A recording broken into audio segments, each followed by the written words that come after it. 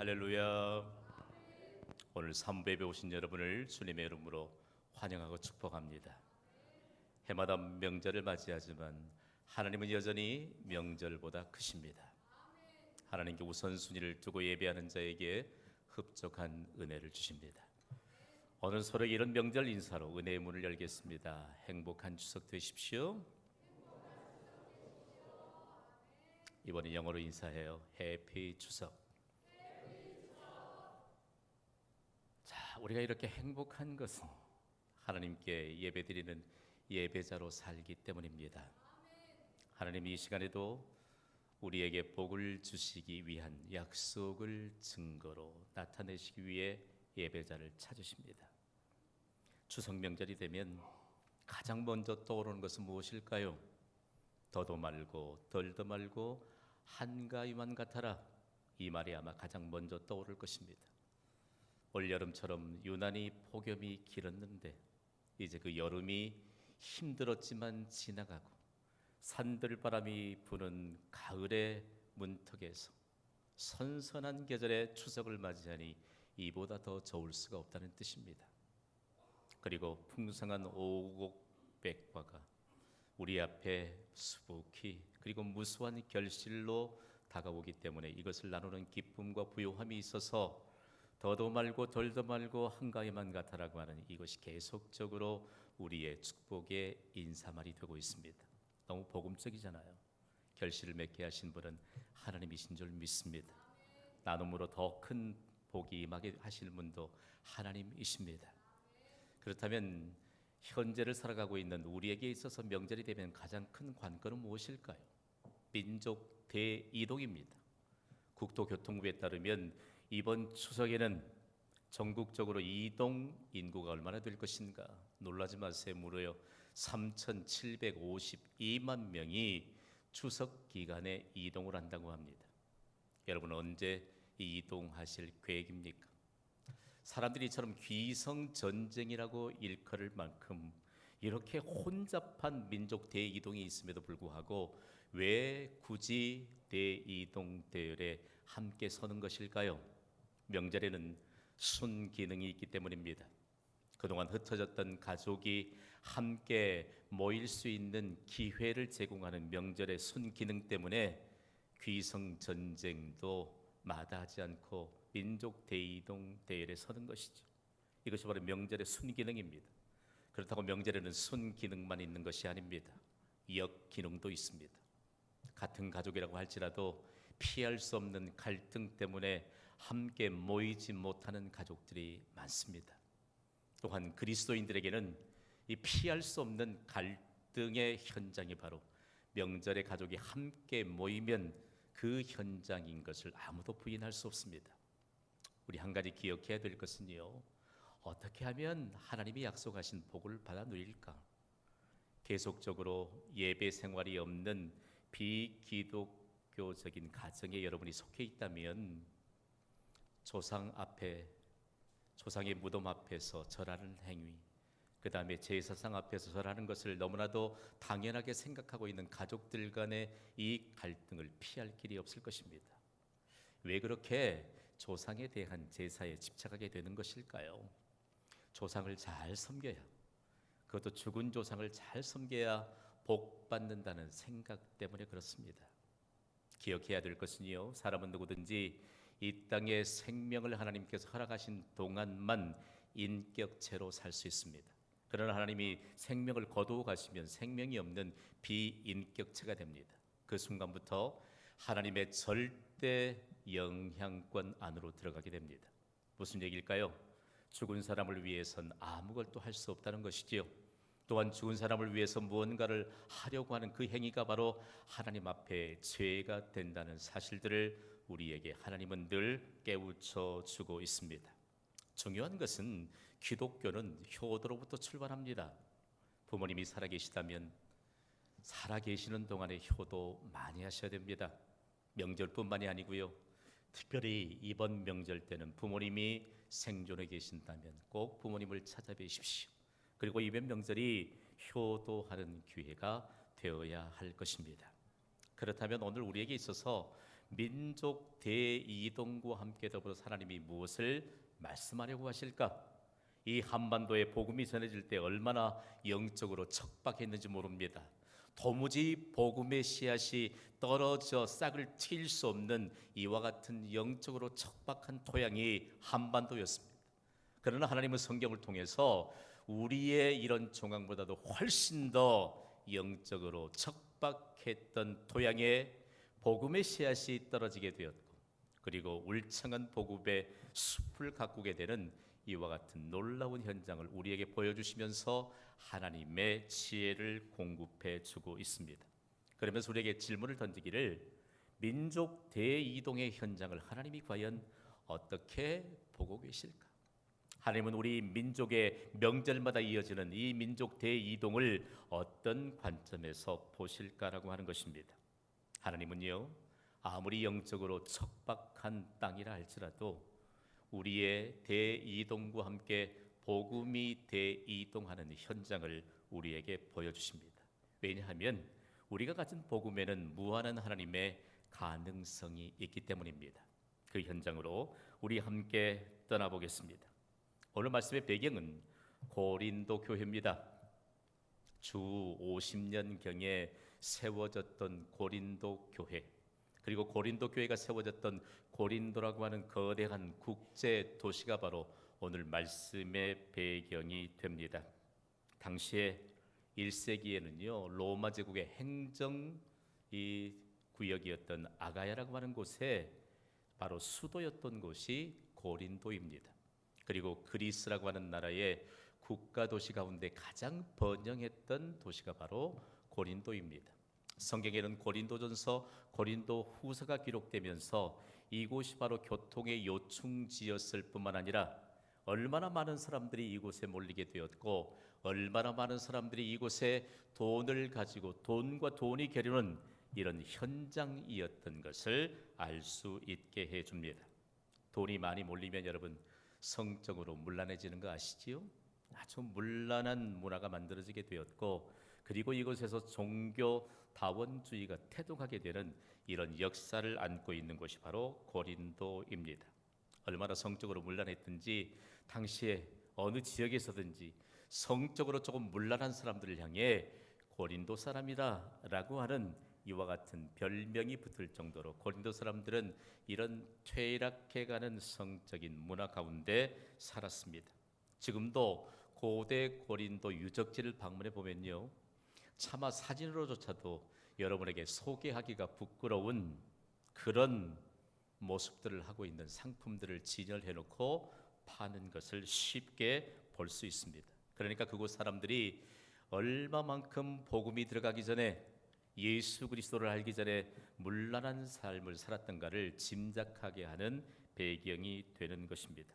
그러나 중요한 것, 이곳의 가장 두드러진 특징은요, 국제 항구 도시였던 고린도, 그곳에는 수많은 사람들이 자신들의 목적을 달성하기 위해 세계 각처에서 대이동을 통해서 몰려왔다가 그들의 개인적인 목적을 이루면 다시 대이동에 대해서 흩어지게 했던 곳이 바로 고린도입니다. 지금도 그곳에는 이런 고대 고린도 유적들이 남아 있습니다. 저는 성경이 기록된 이 고린도 교회의 배경이 되는 이곳을 방문하면서 얼마나 가슴이 뛰었는지 모릅니다. 다름 아닌 기독교의 역사를 새롭게 쓰게 된 배경을 가진 고린도, 그리고 사도 바울의 복음의 역사들을 보존하고 있는 그 현장에서 복음의 진수를 캐낼 수 있었기 때문입니다. 성경이 기록될 당시에 고린도의 유적들은 다 부서지고 없어져서 그저 겨우 부서진 조각들이 이처럼 흔적으로 남아 있습니다. 여러분이 보시는 왼쪽 사진의 뒤에 있는 암벽으로 된 산이 보이시지요? 이 산은 해발 575m쯤 됩니다. 그런데 1세기 당시나 지금이나 그 산의 모습이 똑같습니다. 그런데 이 산에서 과연 그들은 무엇을 했을까? 그들은 아프로디테, 즉 비너스 신을 그들의 수호신으로 삼았기 때문에 이 산에 얼마나 든든한 성벽을 세우고 제단을 만들어 놓았는지 모릅니다. 그리고 이곳에서 비너스 신을 섬기면서 그 신이 자신들에게 복을 전해주기 때문에 얼마나 많은 사람들이 그 산을 오르고 또 비너스를 추앙했는지 모릅니다. 그런데 여러분, 비너스 하면 우리에게 떠오를 때 아주 아름다운 몸매를 가진 여성으로 혹시 떠오르지 않나요? 그런데 역사를 좀 살펴보면 매우 저급한 신이 비너스입니다. 저는 그 역사를 연구하면서 참 얼마만큼 사람들이 그들의 저급한 문화, 혼란한 문화 가운데 그들이 이런 신들을 만들었던가를 현장을 방문하면 쉽게 알 수 있습니다. 얼마만큼 돈이 많았을까요? 물론 한참 세월이 흐른 뒤에 고린도 운하가 완성이 됐긴 했습니다만 1세기 때부터 고린도 운하 건설이 시작된 거 여러분 아세요? 지금도 이곳에 서서 보면 너무 발끝이 아주 간절할 정도로 아주 높습니다. 그리고 배들이 운항하는 걸 보면 장관이죠. 돈이 얼마만큼 몰렸을까? 이 중요한 것은 역사적인 문헌들을 토대로 연구해 보면 고린도라고 하는 국제 항구 도시에 돈은 많았다, 사람도 많았다. 그런다 사람들이 왜 몰려들었느냐? 돈 냄새를 맡고 몰려들었다는 것입니다. 오늘 이 말씀에 대한 핵심이 여기에 있습니다. 시간이 좀 있다면 옆 사람을 좀 냄새를 좀 맡았으면 좋을 뻔했는데 말이에요. 이분이 예수님을 믿어도 돈 냄새만 맡고 다니는 사람인지, 아니 이분이 예수님을 믿어도 사람 냄새만 맡고 다니는 사람인지 대단히 중요해요. 중요한 것은 이런 돈 냄새, 사람 냄새만을 맡고 풍기던 이 척박한 도시에 교회가 세워지고 난 다음에 충격적인 일들이 벌어졌습니다. 그렇게 돈 냄새만 맡고 다니는 사람들이 다시 차원이 다른 그리스도를 아는 냄새를 그들이 맡고 난 이후에 교회로 발걸음을 옮기기 시작했다는 것입니다. 그래서 고린도는 민족 대이동의 현장이었지만 다시 새로운 역사가 쓰여지게 된 것은 복음 대이동의 현장으로 탈바꿈하고 있는데 그 일에 주력한 사람들이 바로 창조적인 소수였던 고린도 교회 성도들이었다는 사실입니다. 우리는 광주광역시에 살고 있습니다. 광주광역시에 세워진 경신교회를 섬기고 있습니다. 중요한 것은 우리는 광주광역 시민 한 사람으로 살고 있습니다. 우리의 삶을 통해서 광주광역시의 정황이 평가되는 세상을 우리는 추구하고 있습니다. 동의가 되시면 아멘 하시기 바랍니다. 그래서 오늘 본문은 대단히 적지 않는 충격을 14절을 통해서 이렇게 던져줍니다. 14절을 우리 함께 읽습니다. 시작. 항상 우리를 그리스도 안에서 이기게 하시고 우리로 말미암아 각 처에서 그리스도를 아는 냄새를 나타내시는 하나님께 감사하노라. 아멘. 항상 우리를 이기게 하시는 분은 예수 그리스도이신 줄 믿습니다. 그동안 돈과 돈이 겨루어서 이기던 현장이 고린도입니다. 현재도 마찬가지입니다. 돈과 돈이 겨루어서 이기는 현장이 우리가 익숙해져 있는 우리의 삶의 현장입니다. 그러나 돈과 돈이 겨루어서 돈에 대한 승자가 있을지라도 그 승자마저도 이기게 하시는 분은 예수 그리스도이십니다. 우리가 결국 승리자로 살게 된다는 이 보장된 메시지를 우리에게 주시는 것입니다. 다시 14절의 말씀을 다시 축약해서 읽어보겠습니다. 시작. 우리로 말미암아 각처에서 그리스도를 아는 냄새를 나타내시는 하나님께 감사하노라. 아멘. 복음은 어떻게 이동되는 것일까요? 복음은 잘 발달된 교통수단을 통해서 이동되지 않습니다. 복음은 예나 지금이나 그리스도인의 변화된 삶을 통해서 이동되는 것입니다. 그래서 우리가 서 있는 곳에 우리의 삶의 영역에서 그리스도를 아는 냄새를 풍기는 영화로운 인생을 사는 것입니다. 이전에 고린도라고 하는 거대한 도시는요, 돈 냄새, 사람 냄새로만 가득했던 곳입니다. 그런데 예수님을 영접했던 고린도 교회 성도들의 삶의 현장에서 그 돈 냄새, 사람 냄새가 이제는 그리스도를 아는 냄새로 전환되어 가는 이와 같은 역사의 전환의 과정들을 우리에게 보여주고 있습니다. 그래서 이 그리스도를 아는 냄새를 뜻하는 오스메라고 하는 신약의 원문인 헬라어를 여러분이 주목해 보아야 합니다. 언어의 한계들을 일단 인정해야 되는 것이죠. 여기에 냄새, 이 냄새가 어떻게 향긋한 냄새가 되었느냐라고 하는 것입니다. 제가 그리스도를 아는 냄새를 외치면 여러분은 아랫줄을 힘차게 선포해 주세요. 그리스도를 아는 냄새.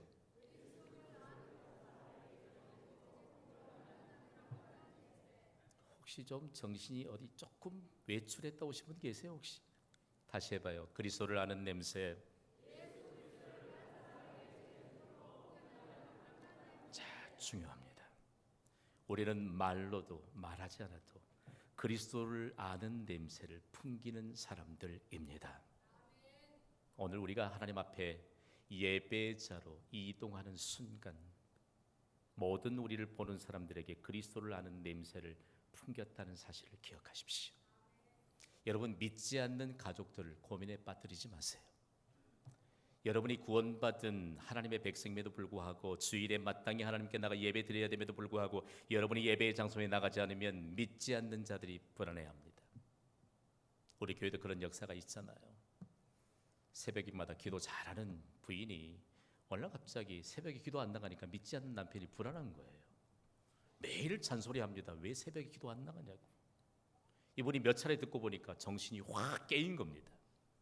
그 가정 모두가 하나님 앞에 나와 가정의 복음화가 되는 놀라운 모범이 되는 가정이 됐습니다.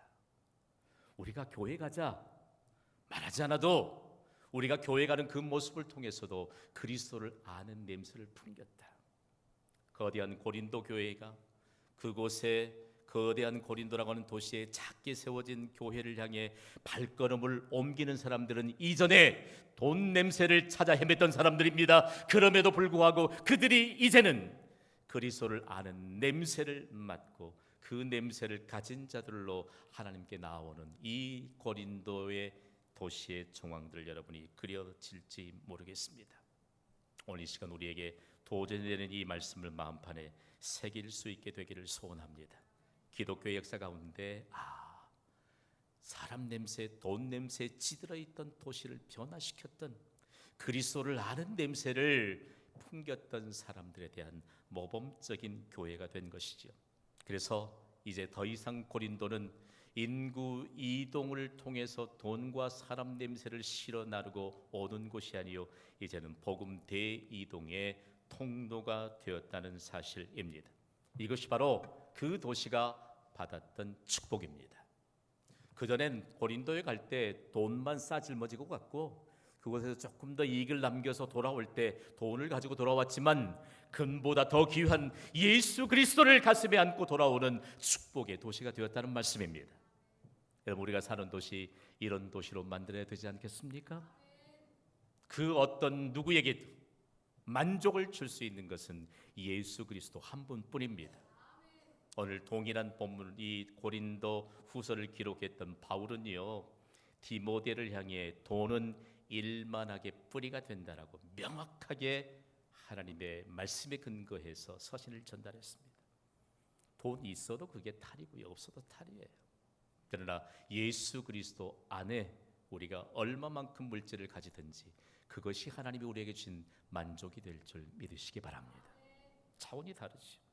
그렇다면 과연 이 그리스도를 아는 냄새를 풍겼던 이 복음이 얼마만큼 급속도로 번졌을까? 걷잡을 수 없는 속도로 번졌는데 여기엔 복음에는 양면성이 있다는 사실들을 우리에게 경고하고 있습니다. 15절 말씀 우리 함께 읽습니다. 시작. 우리는 구원받는 자들에게나 망하는 자들에게나 하나님 앞에서 그리스도의 향기니. 아멘. 구원받는 자들에게나 망하는 자들에게나 사람이 망하고 흥하는 것은요 돈이 아닙니다. 예수 그리스도가 우리의 인간을 망하게 하고 흥하게 하는 근거가 된다는 말씀입니다. 아무리 돈 많고 화려한 인생을 살아도요 건강하게 살아도 예수님을 우리의 생명이 유지되는 동안 영접하지 못하면 영원한 멸망이 있는 지옥으로 떨어지는 것이지 화려하게 멸망하는 것입니다. 그러나 예수 그리스도를 구주로 영접한 자들에겐 얼마나 영광스러운 인생인과 함께 동시에 영원한 생명으로 옮겨지는지 모릅니다. 여기 우리가 주목해야 될 단어가 있다면 향기입니다. 향기. 여기에 향기는 조금 다른 단어를 사용하고 있습니다. 이것은 하나님으로부터 우리에게 임한 향기입니다. 그래서 일반적인 냄새를 뜻하는 오스메라고 하는 단어를 사용하지 않고 전혀 다른 유오디아라고 하는 단어를 사용하고 있습니다. 유오디아는 기분을 좋게 하는 유일한 향기입니다. 유오디아는요, 모든 향기를 능가하는 더 좋은 향기, 여전히 유일한 것임을 말합니다. 사람으로 오지 않고 세상으로 오지 않고 인위적으로 만들어지지 않고 하나님으로부터 오는 것. 대부분의 영어 번역본들은 이 유오디아라고 하는 헬라 단어를 아로마라고 하는 영어 단어로 번역하고 있지만 천만에요, 100분의 1도 설명해내기 어려운 단어입니다. 중요한 것은 하나님으로부터 이 오는 향기를 과연 어디에 출처를 두고 있는가라고 하는 것이죠. 놀랍게도 구약 성경이 하나님이 기뻐 받으시는 향기로 이미 하나님이 말씀하셨고 우리에게 신앙의 요소로 반드시 하나님 앞에 드려야 될 것을 규정하고 있는 것으로부터 근거하고 있습니다. 출애굽기 29장 18절은 이렇게 증거합니다. 함께 읽습니다. 시작. 그 수대양 전부를 제단 위에 불사르라. 이는 여호와께 드리는 번제요 이는 향기로운 냄새니 여호와께 드리는 화제니라. 아멘. 우리가 왜 그리스도의 향기가 되었느냐? 왜 하나님께 드릴 온전한 순전한 제물을 불로 태워 드리면 하나님이 그 태워져 올라가는 향기, 연기만을 향기로 받으실 텐데 어떻게 우리에게 아무런 공로가 없는데 왜 예수 그리스도를 믿는 우리가 그리스도의 향기냐? 그것도 하나님의 앞에서 예수 그리스도께서 하나님께서 받으실 만한 향기로운 제물로 십자가에서 우리의 죄값으로 드려졌습니다. 이 사실을 믿는 것이 믿음입니다. 그래서 우리가 하나님 앞에서 그리스도의 향기인 것입니다. 그렇다면 이 말씀에 대해서 우리는 먼저 생각해야 합니다. 그리스도의 향기, 그리스도의 복음. 명확한 것은 양면성이 있다는 것이죠. 양면성에 대해서 거듭 강조합니다. 오늘 본문 16절을 함께 읽습니다. 시작. 이 사람에게는 사망으로부터 사망에 이르는 냄새요 저 사람에게는 생명으로부터 생명에 이르는 냄새라. 누가 이 일을 감당하리요? 아멘. 복음에는 두 가지 효과가 뚜렷하게 나타납니다. 어떤 사람에겐 사망에 이르는 사망의 냄새가 되고 어떤 사람에게는 생명에 이르는 생명의 냄새가 된다. 여러분, 우리가 믿지 않는 자들을 위해서 울면서 기도해야 될 이유가 바로 여기에 있습니다. 누구든지 복음을 전해서 복음을 거부하거나 받지 않으면 사망에 이르고 맙니다. 복음에 책임이 있어요. 우리가 누군가를 향해 복음을 전했다면 그 사람이 끝까지 구원받도록 우리는 최선을 다해야 됩니다. 예수님이 죄인된 우리를 구원하시기 위해 죽기까지 사랑하셨고 끝까지 사랑하셨던 것처럼 우리는 최선을 다해. 그렇지 않으면 그 사람은 사망에 이르기 때문입니다. 그러나 누군가에게 복음을 전하면 복음을 받아들이면 생명에 이르게 되기 때문에 복음의 양면성, 사망에 이르는 냄새, 생명에 이르는 냄새에 대해서 말하고 있습니다. 적어도 오늘 이 시대에 우리가 이 말씀에 대한 배경을 알지 못하기 때문에 이해하기 위해선 1세기를 전후했던 로마 제국에 흥왕했던 로마 제국의 배경을 이해할 필요가 있습니다. 당시 로마 제국은요, 여러 나라들을 침략하고 그리고 그곳에서 승리하게 되면 그 영역이 모두 로마 제국 영역이 되고 그리고 그 나라의 모든 국민들이 로마 제국의 포로가 되고 그리고 모든 전리품들을 다 가져오잖아요. 그러면서 그냥 오는 것이 아니라 승리의 행렬들을 갖추고 소위 개선 행렬을 이루면서 거대한 도시에 진입하게 됩니다. 이때 모든 시민들이 함께 나와서 환영하게 되는데 이 군사들의 모습 속에 얼마나 기쁨과 감격이 묻어나든지 먼저는 자신이 위태로운 전쟁 가운데서 목숨을 잃지 않았기 때문에 기쁜 일이죠. 다음으로는 국가가 살게 되었으니 온 국민이 포로가 되지 않는 것에 감사했습니다.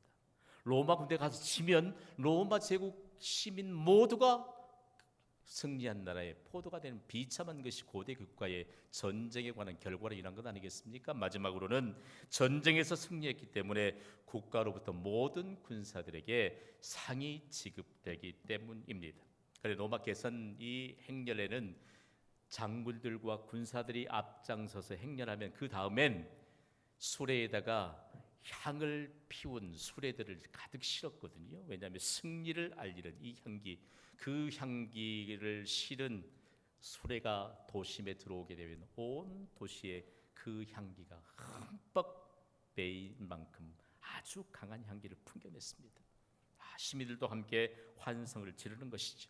그러나 그 향을 실었던 수레 뒤에는 이미 패배한 다른 나라의 포로가 된 포로들이 손과 발이 묶여 끌려옵니다. 이들에게는 더 이상 그 향기는 생명의 향기가 아닙니다. 이 개선 행진이 끝나게 되면 모두 다 그 포로들은 처형이 되고 맙니다. 그래서 바울이 그리스도의 향기인 이 복음을 전했으나 받는 자들에게는 생명의 향기가 될 것이지만 거부하거나 받지 않는 자들에게는 사망에 이르게 된다는 것을 강력하게 권고하고 있습니다. 오늘 이 시대를 사는 우리에게는 과연 어떤 말씀이 될까요? 종교개혁의 완성자인 존 칼빈은 바울이 전한 이 복음을 그가 목회했던 스위스의 제네바 시민들에게 이런 정의를 갖게 했습니다. 함께 읽어보겠습니다. 시작.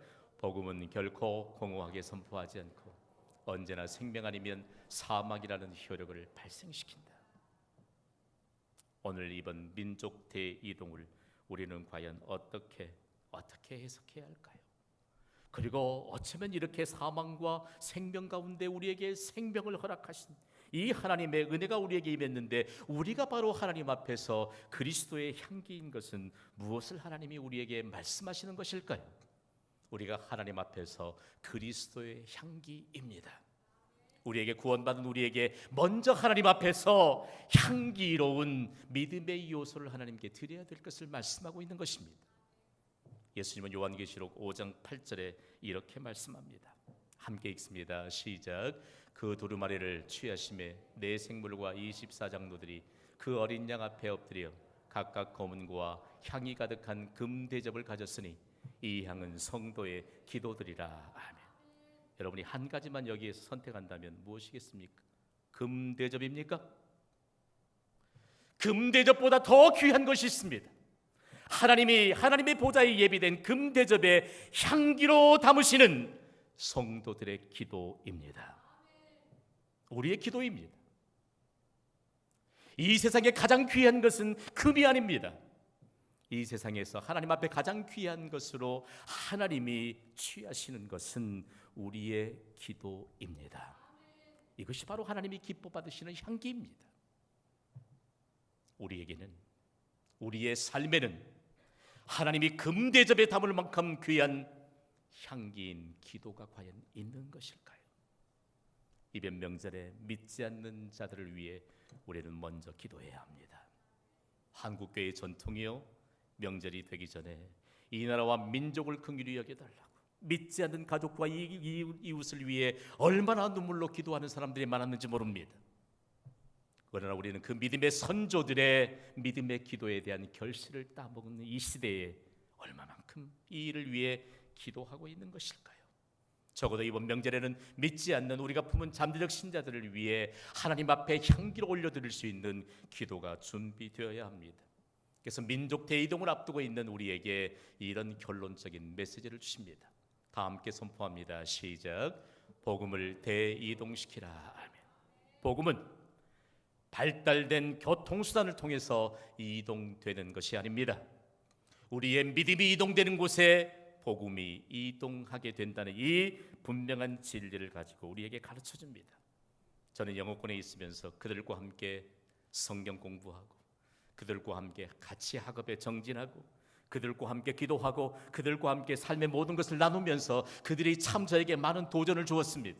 그들은 어떤 것 시작에도 불구하고 두려워하거나 주저함이 없습니다. 그들에게는 도전되는 그들의 삶의 이런 언어들이 있기 때문입니다. 작은 시작 속에 무한한 가능성이 있다.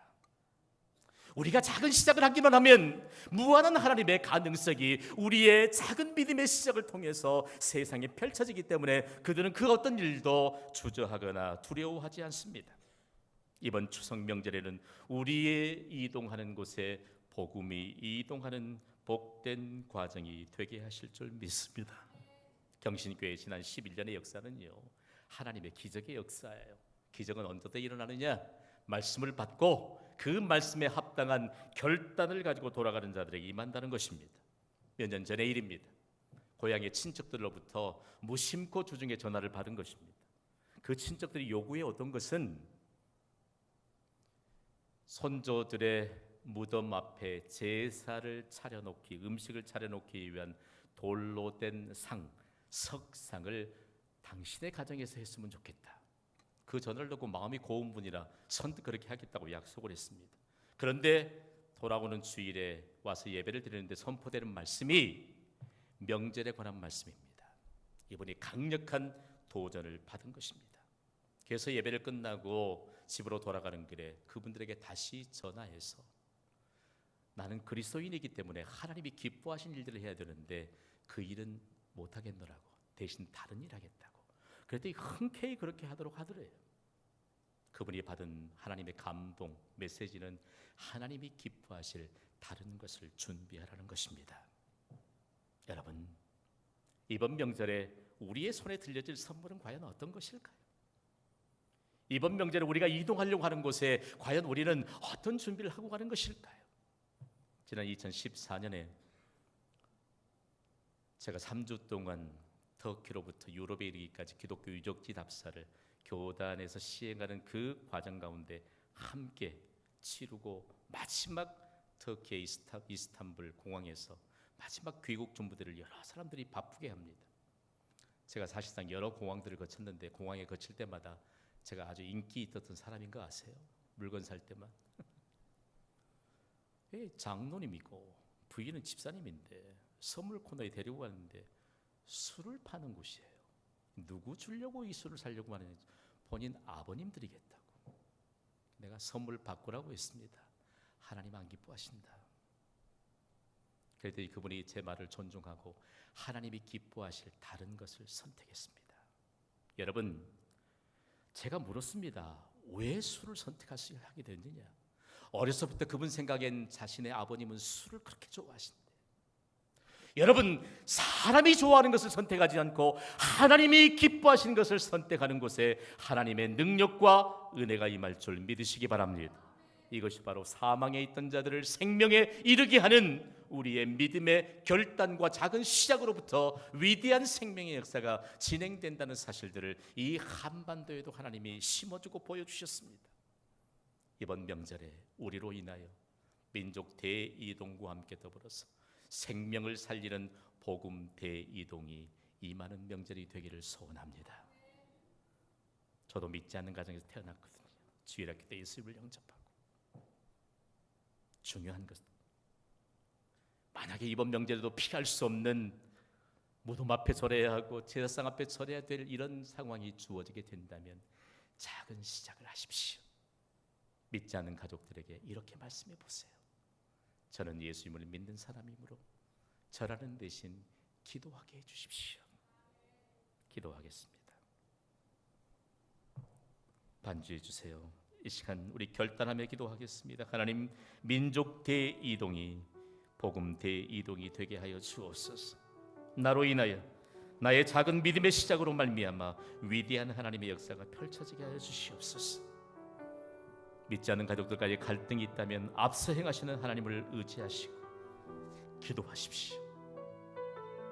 이 시간 우리의 소원은 무엇입니까? 우리의 소원도 남김없이 하나님은 이루어 주실 줄 믿습니다. 믿음으로 함께 기도하겠습니다.